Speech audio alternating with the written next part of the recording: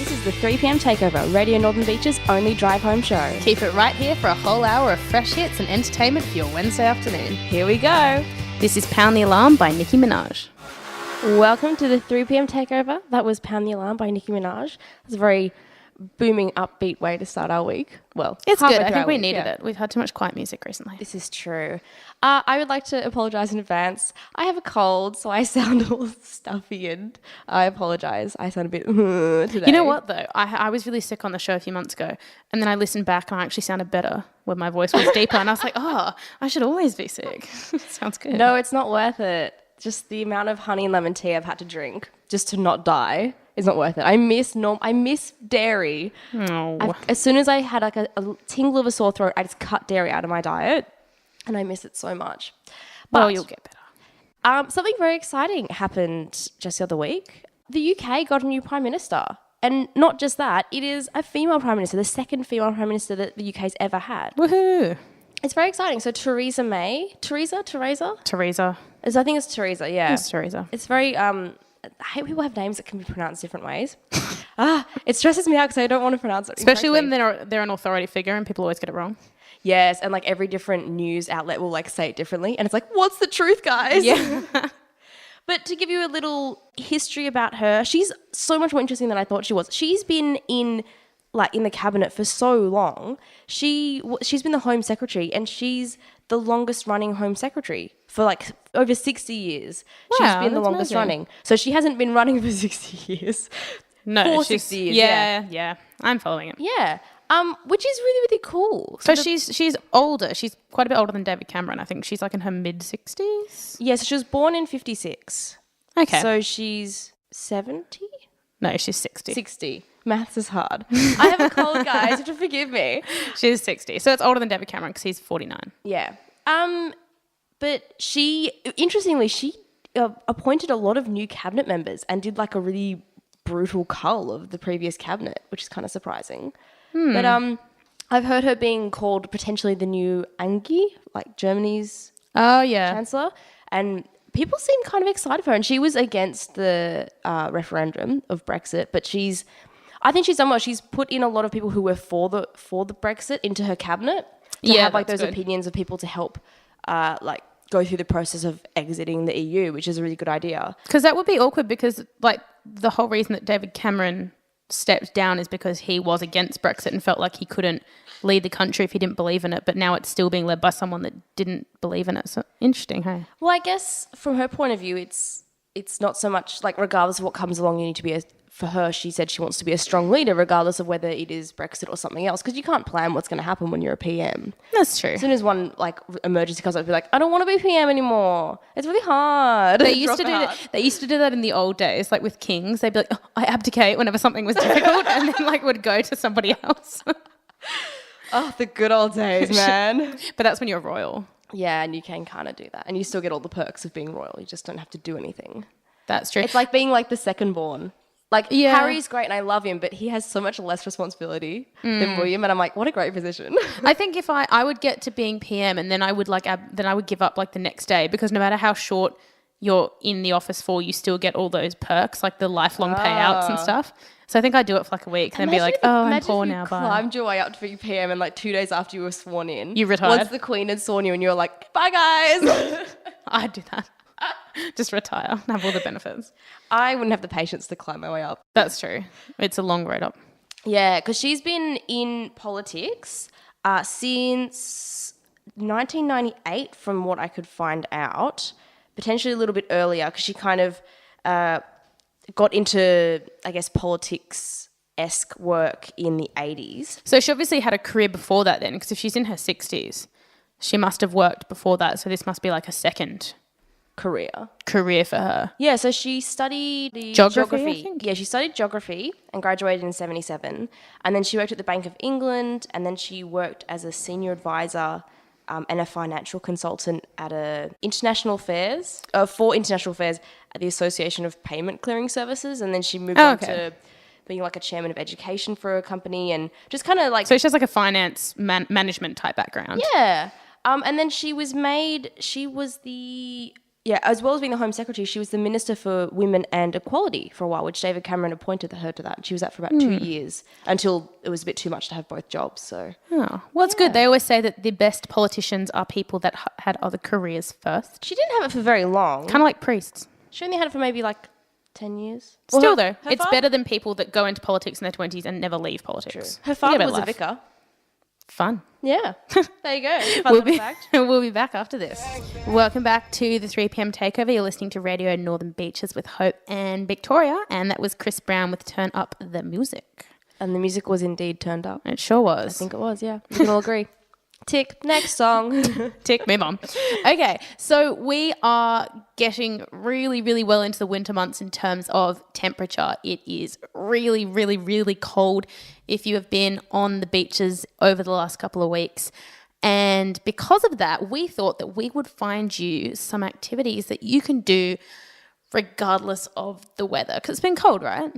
It has. I have been layering up. It's not the nicest weather, and I like it, but yeah. But do you find that when it's really, really cold, you're not like you don't want to go out? No, I want to go out more. Wow, that's interesting. But I know that is an anomaly. I know people are like, oh, it's cloudy, I can't go outside. I'm only allowed out like when the sun is out. I'm like a sunflower. Only allowed out. Yeah, I'm only allowed out when the sun's out.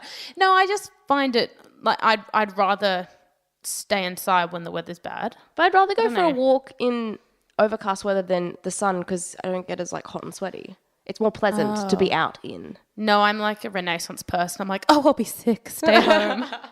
I'd rather just stay outside. Sick. Clearly, maybe that's true then because I am sick. That's why. But anyway, so perfect for the creepiness of the dark winter nights. The quarantine station in Manly is open for ghostly winter sleepovers.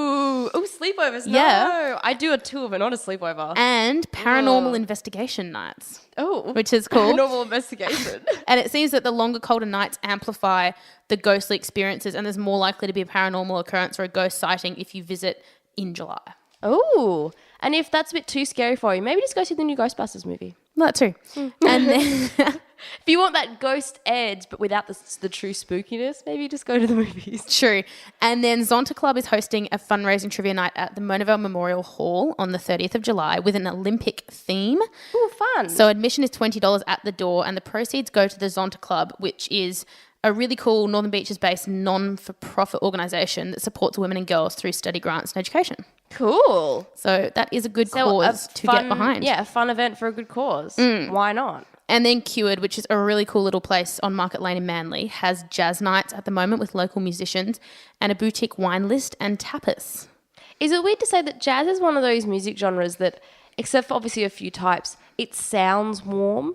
Yeah. You know what I mean? And I feel really sophisticated listening to jazz. Jazz always evokes a sense of like the idea of warmth to me. Maybe because it's played in very like New Orleans and like the southern areas of America. Like it's very, I don't know, it's a very hot area of the world. Maybe that's why I think of it that way. Why it's warm. Yeah, no, I think of that too. And then Manly Sea Life Sanctuary stays the same temperature all year round. So you can go into the interactive rock pool and stay warm. It's the same. And penguins are in the middle of their breeding season at the moment. So if you go along, so you might see them doing breeding stuff. Oh, no, don't go along there. No. I don't know. Whatever they're doing. Their privacy. How rude. You can actually also do extreme shark dive at the moment in the warmer temperature. Sharks gravitate towards warmer water. Is that why they go towards pee? Yeah. Look, we're all thinking it. I'm just going to say it. Yeah, I guess so. And then also, I think this is quite cool. So considering we were just talking about politics, you can head across to Belrose and visit Glen Street Theatre to see the Hansard Monologues, Age of Entitlement Takes Hansard, which is a play featuring the final days of Tony Abbott and Bronwyn Bishop together.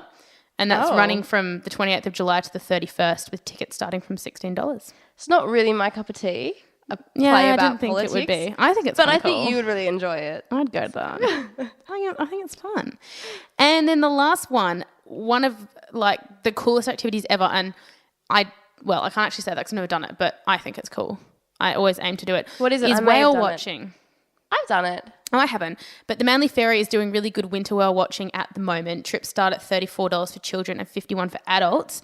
And there are 20,000 whales expected to pass through the northern beaches over the winter months.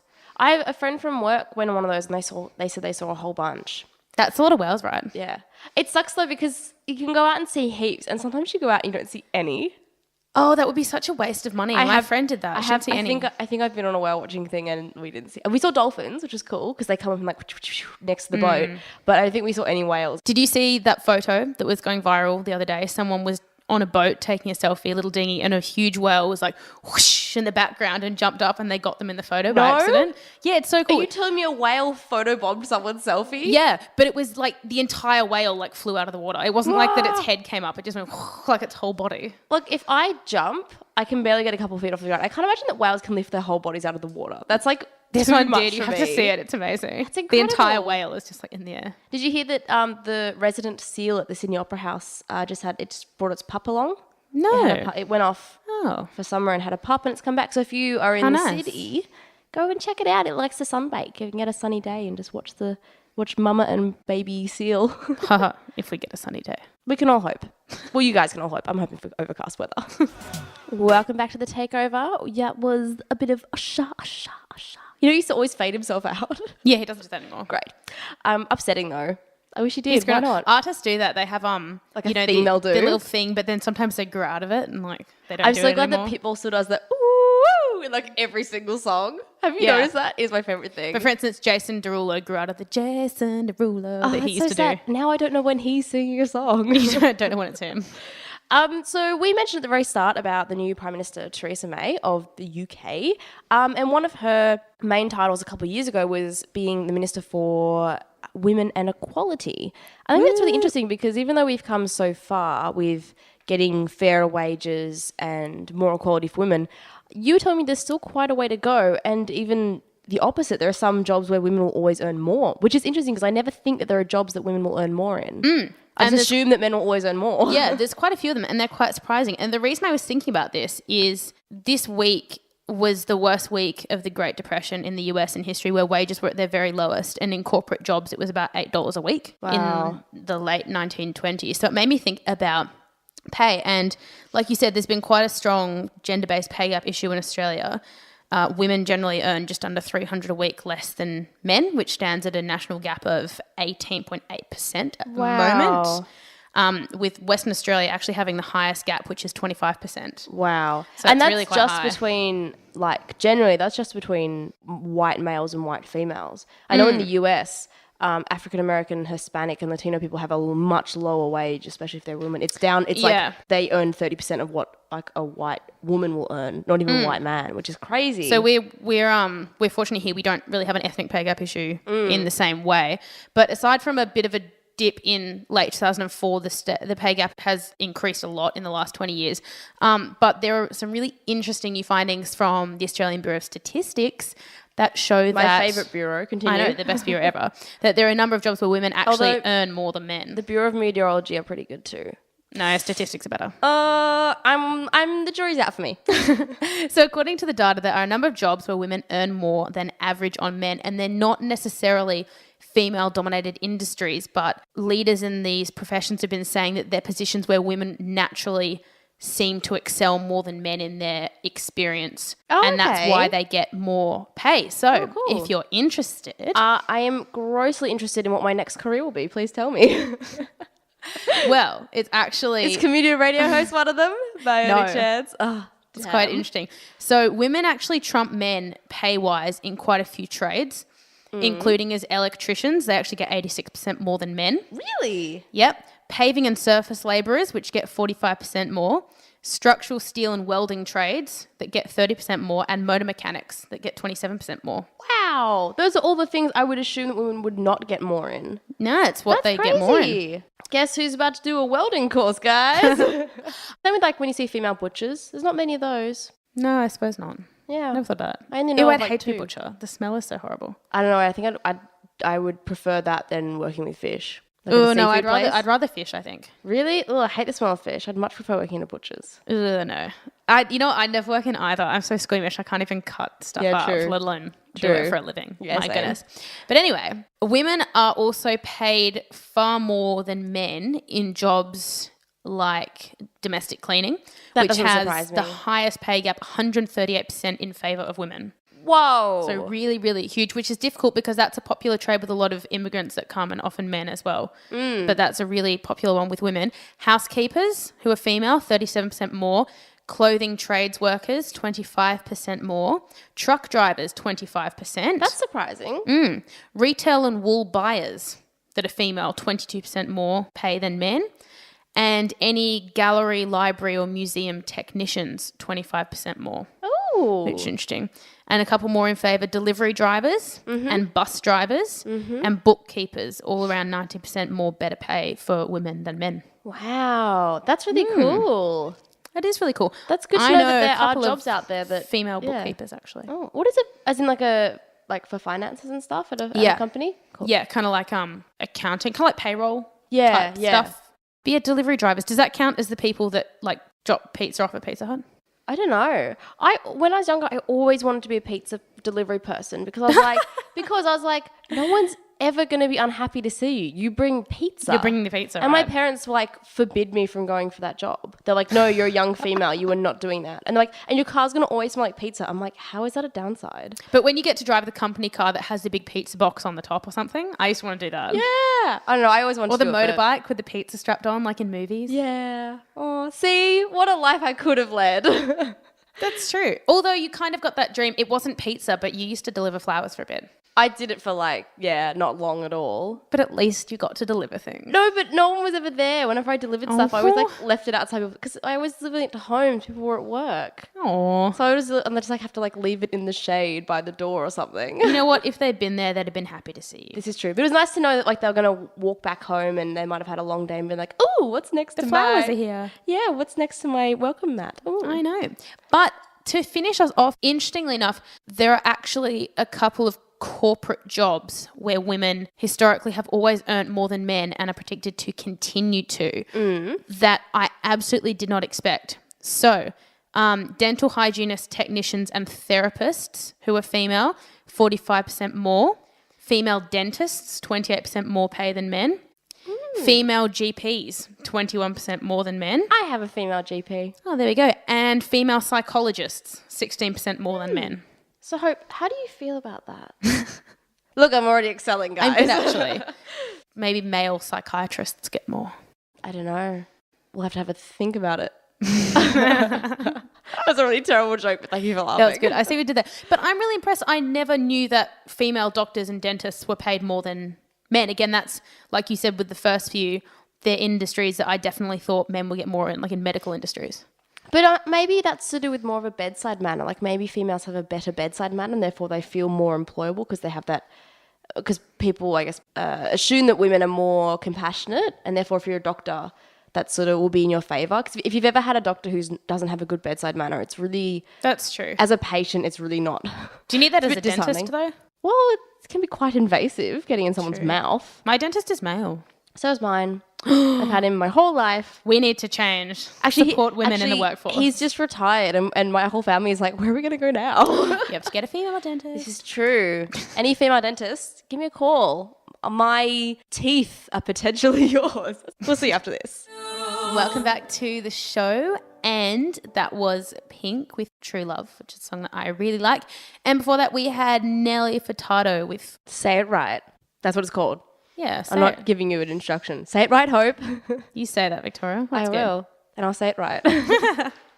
Very funny. I forgot about Nelly Furtado until we played her song the other week on our Canada special because she's Canadian. I think we all sometimes forget about Nelly Furtado. Has she released anything recently?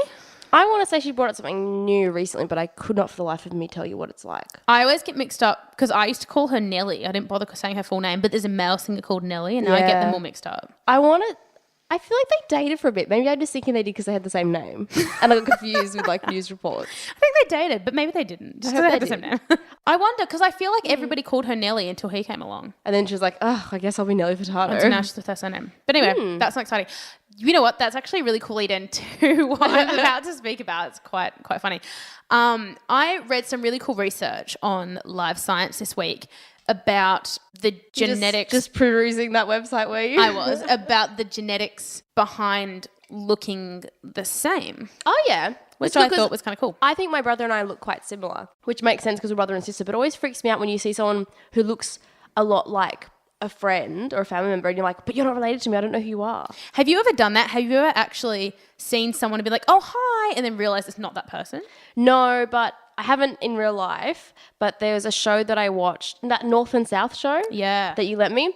The lead actress in that looks just like a friend of mine. That's really weird. As a child, I always used to go up to tall men and be like, Dad. Then they look down and it wasn't Dad. Or the worst one, I'd jump on an escalator and grab their hand and they'd look down and be like, what? Who are you? And I'd be like, oh, you're not my child. And I'd have to like jump on. And I only ever did it to my dad because my dad is quite tall. And I just didn't bother looking all the way up to check it with him. I remember a couple of times. I feel like I've done that as well because my dad was really tall. You just didn't quite check. Yeah. And I used to like run up and like grab his pant leg and shake him and be like, Dad. And I'd do it to like strangers and be like, sorry. And like run off when you're really little. I think everybody's done that at some point. Or the best one is when you're in a crowd area and you go, Mom, and anyone who's a mum in the vicinity will whip round to see if it's their child. When like I've been with mum and someone's yelled at mum and she's turned, I'm like, I'm right here. We were just like, we're in the middle of a conversation. Like it's not me yelling it out. I think it's a natural thing when they hear mum, they'll just turn around, which is quite funny. But according to science, there's actually a fairly good chance that everyone legitimately has a genetic doppelganger. I know. Which is really interesting. I have a doppelganger. I've seen her. Wow, really? Yeah, my friend, he's a mechanic and he gets like a mechanics magazine. There's an ad for some company that does paint or something. And he was like, he messaged me. He's like, do you model? I was like, what? He's like, do you work for this company? I was like, no. And he sent me a photo and it's me with straight hair and without the mole on my face. And it is the freakiest thing in the entire world. That's weird. Every night I look at it just to make myself feel uncomfortable. I'm like, she exists. I hope she's doing okay. Well, you know what? There's a scientific answer to that now. So yeah, please tell me. According to Live Science, there are actually only so many genes and levels of genetic diversity that can go around. Really? Yeah. So scientists actually don't have any idea how many combinations are possible, but there's proof now that they are actually limited. And in the human body, more genes are linked to physical appearance than anything else, with faces being the most variable of all your physical traits.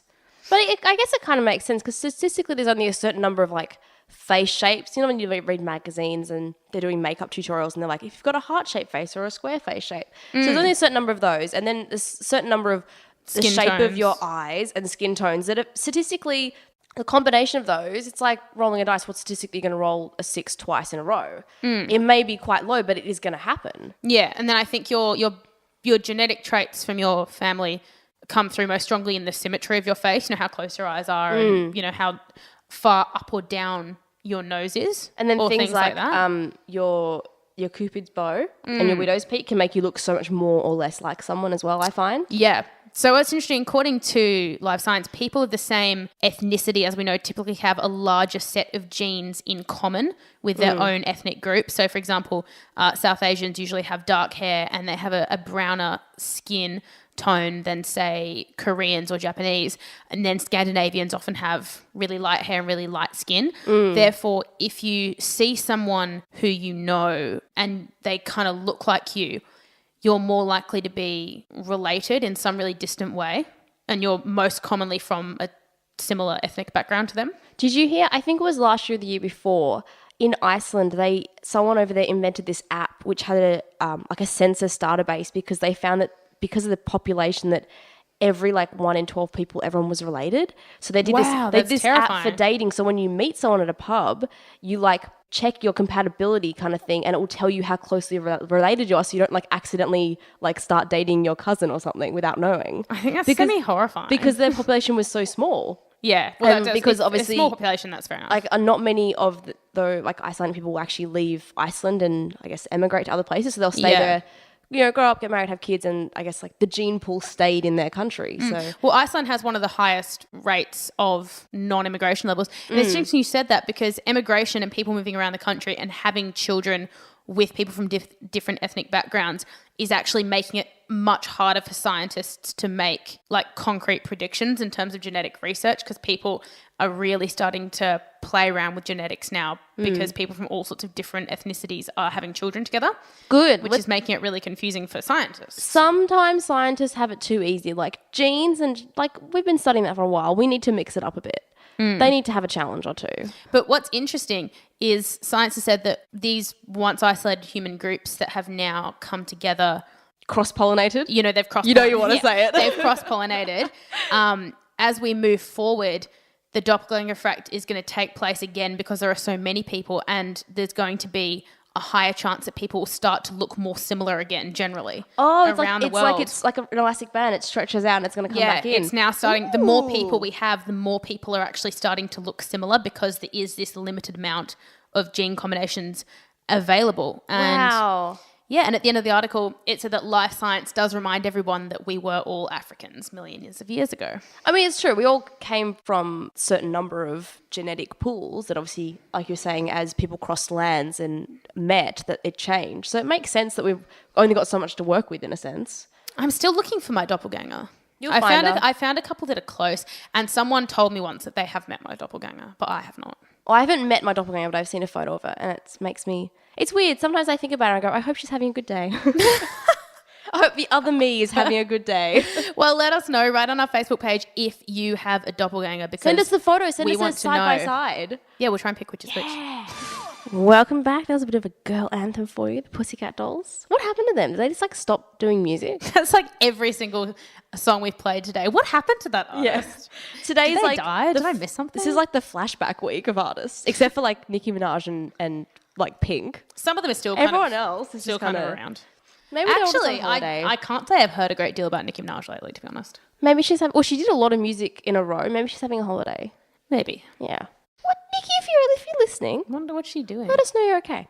But if you guys have noticed the time, you will notice that it is time for Suburb Focus with a blocked nose.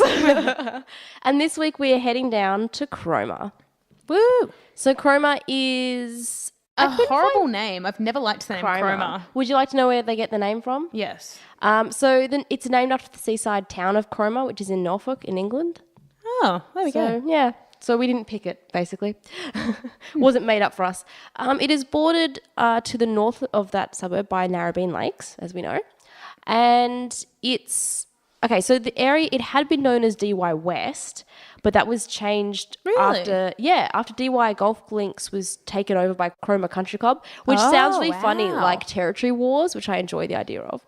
That was in 1940. Interesting to know what led to a change in the suburb name, though. Yeah, so once Cromer Country Club had taken over of the golf links, the club applied to have the area name changed to Cromer. So it would still be DY West if that club wasn't like, change the name. I think that's cool, though. I hate it when a suburb is called something north or something west. I'm like, couldn't you have just thought of a different name? Yeah, I agree.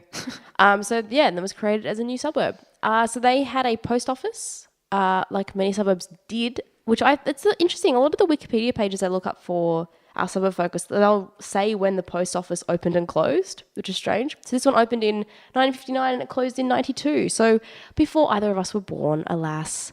I think it means that by having a post office, they were kind of like a hub, because don't give it post offices in those days, you could do so many services there. They're not like post offices now. That's true. You could still do a lot at a post office. But you could do more in those days. That's true. I guess post offices were really important before things like the internet and email came around. Yeah, they were much bigger. Like people would have to go every day, every second day anyway, just for different things. And the education status of people living in Cromer was quite interesting. Almost 80% were working people. The rest, 7% were infants and primary, 6% was secondary, tertiary and further education was 4%, and only 3% was university. But like almost 80% were people who were working, which seems a lot. I feel like I thought it'd be a lot more kids. The demographic would be older or younger. Yeah. Not working age people. Yeah, same. Well. And so as we know about the Northern Beaches, majority of Cromer, almost 75% is Australian born. Oh, that's high. Yeah. After Davidson last week, where Australia was like the 4th most popular ethnicity. Yeah. That's a change. So here, obviously, Australian born is the first. It's 73.6%. And then after that, the most common ethnicities are English with 6.9%, New Zealander with 2.0%, and then Italy with 1.8%. That doesn't surprise me because there are a lot of Italians in DY. Oh, yeah, true. Yeah, that makes more sense. So I can kind of see that. Yeah, I thought it was quite interesting. I didn't realize it was going to be 75% or almost 75%, which is crazy. And then within the people who are working, 22% are professionals. That's And- not much. That's like less than a quarter. Well, then it's clerical and administrative workers are 16.5, managers 15.9, technicians and trade workers 14.2, and sales workers 10.2.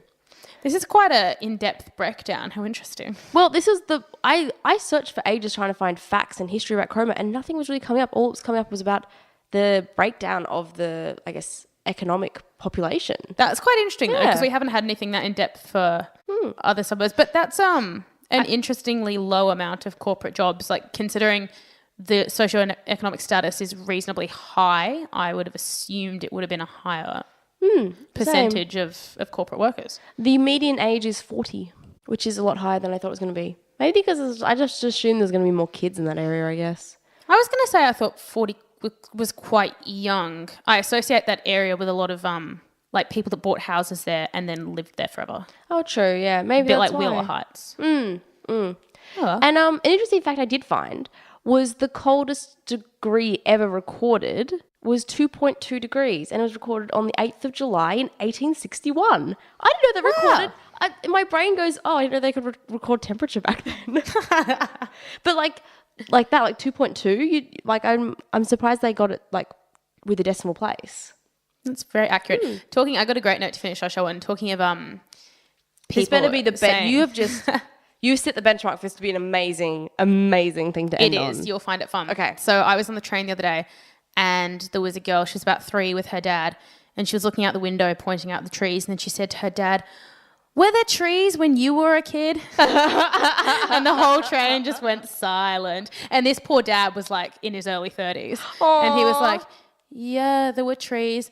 And then she goes, "Wow, they're really old then. Are they older than grandma?"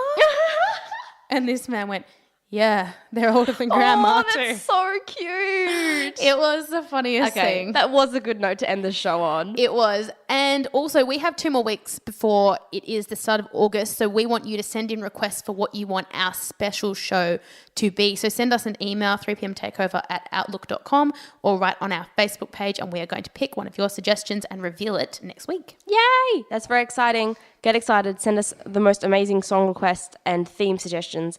And we are going to end today with a Britney Spears song because why else not? would you do? Exactly. Thanks for listening to the show with us this afternoon, and we will catch you next week. Stay warm.